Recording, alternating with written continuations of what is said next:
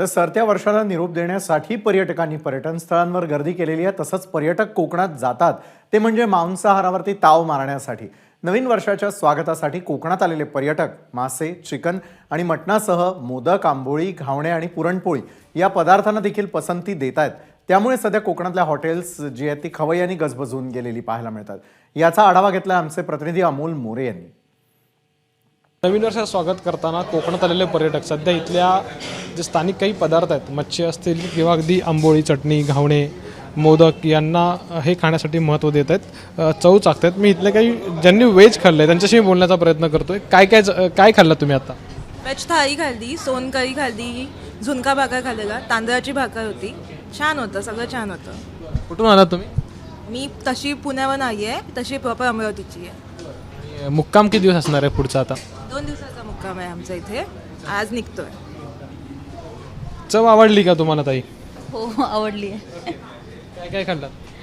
थाळी खाल्ली आहे, भाजी वगैरे, रस, मोदक वगैरे, मस्त सगळी टेस्ट एकदम छान होती। म्हणजे कोकणातले टेस्ट तुम्हाला मिळाले? हो, मिळाली। तर हे व्हेज झालेले आहेत। माझ्यासोबत इथे काही नॉनव्हेज खात आहेत, कारण की ह्या हॉटेलला आता गर्दी देखील चांगली आहे। का दादा, कुठून आलात तुम्ही? कोल्हापूरवरून। काय केलेलं आहे? सुरमई ट्राय केले।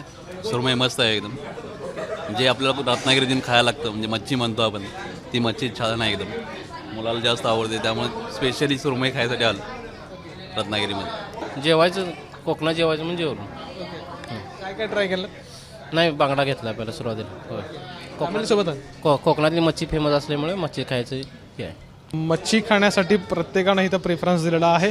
अर्थात मी इथल्या हॉटेल व्यावसायिकांशी बोलतो।